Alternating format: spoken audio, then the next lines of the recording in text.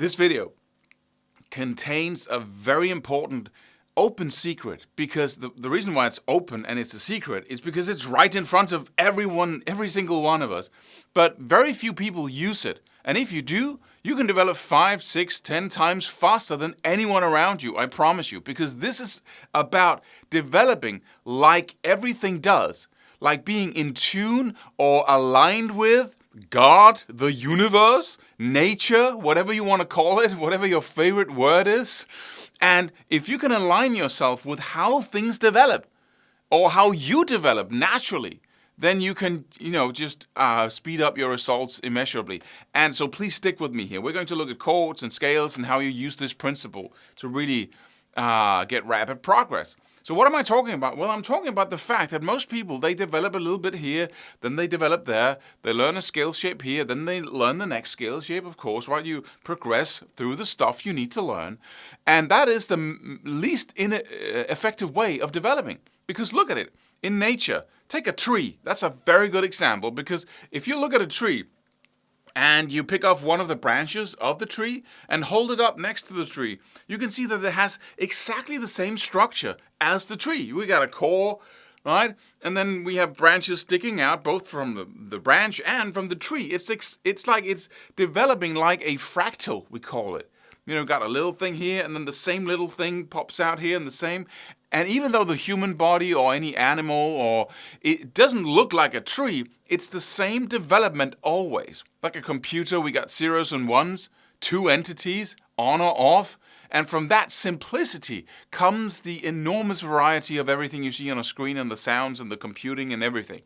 So that principle means that if you can develop from something known, that's the basis of it. If you can develop from something known and branch out when you practice, it will give you so fast results. It's ridiculous. And then you're working with nature, right? And not against it. Or whatever you call that exterior entity that has created everything, right? But then you're working with what actually is going on, how your body developed and how you develop naturally.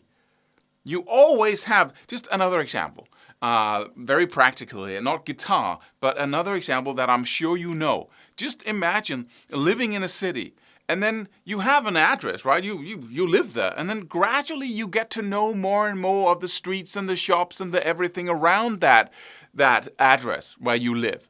And you branch out, right? You learn this, and then you go a little further all the time, and you go further. But all the time, wherever you are in that known area, you can kind of visualize. You know exactly, my address is right over there. And to get to the grocery shop, I have to go, it's all in you. It's like a map inside of you. And that's the right way, or the most effective way of developing.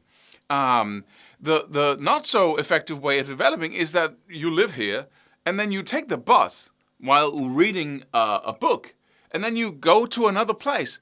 And because you just pop up there, you have no idea where is my address. Where do I actually live in relation to this place? And then you do the same thing next day. You go visit another place without really getting to know the whole road to that place. So you have a lot of unrelated, separated areas there. And you know that feeling when you go from one of these areas to something you go walking down the street, and then suddenly, I know this place. It's just upside down. I'll turn around. So this is how it connects, right? That is inefficient learning. What you need to do is you need to always build on something you know already. So here comes the practical, actual guitar-related information. So if you're working on scales, let's say you have the first position minor blues scale shape.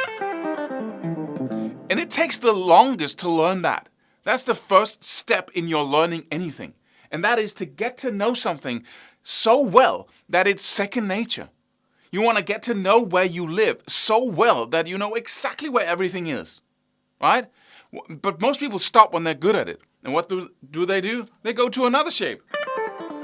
Right? And when they're good at that, and when I say good, I mean like you can play it, but it's not second nature. It's not unconscious. You have to think about where to put your fingers, and then you move on to the next thing. I used to do this all the time. right? You move on to the next thing and the next thing. And then you go back to the first, try to learn that again, and it takes you forever to learn anything. Here's the alternative way of going about this. You learn the first thing, right? And you can go up and down, you can jump down from every note, you can see the scale on the fretboard. You look down, bam, there it is, right? And then from there, you build on that. That's the easy part. And saying, okay, now I have something very well known. I have the first part of the tree. Let me add 2 notes up here.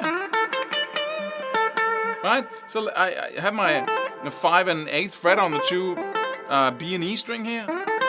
Let me add the next step here, the next position, just on those 2 strings. And let me add the 3 notes as well here on the G string. That's it for this week. Then I'm going, and then I'm playing back and forth. Maybe I'm adding something at the bottom as well here. I have the 2 notes in the 3rd and the 5th fret here, in the case of A blues. I want to reach higher there, 10, 11, and 12. And then that shape gradually, because you focus on the shape, expanding it, focus on, expanding it, it grows from the center out, which is the right way of developing, which is the most effective way of developing. It takes forever to learn the first shape and get familiar with it and master it. Push it all the way up and become so good at that one shape that you're as good as you can be, right? You can see it in your dreams. You can see it when you close your eyes. You can visualize it on the fretboard. You can play it up and down, skip notes, and do all these things. And then you expand it like a flower, like something that grows from a core and outwards, right? Let's say you're practicing chords, and you know the C major, Spanish chords. What chords look like the C major? That's the first, the F, if you're not playing it as a bar chord, will look pretty much like the C. So let's learn to go back and forth between C and not C and E flat dominant 7, right? I can also play a G7th, G dominant 7. That's also the same. Look at my fingers here, going from there to C. Then become very good at that. Always work from the core and out. That is so amazingly effective. The same thing goes for music theory, that you add on to something you have already. It's all, when you start out, doing that C is the hardest thing ever. You're just putting your fingers there. It's impossible, right? And that's the first wall you have to break through. But by all means, once you've broken through the wall, then develop from where you are instead of breaking through a new wall. That's why it seems so impossible to learn. But we're guided by trying to learn songs. So we're guided by, stuff that isn't really focused on developing your skills. But rather you learn songs, you learn licks, and the skills involved in learning those songs or learning that licks are so many that it seems impossible or it seems extremely slow. When you start developing like a tree, like a body, like everything else, like nature, then you tap into that power that we see around us. Hallelujah.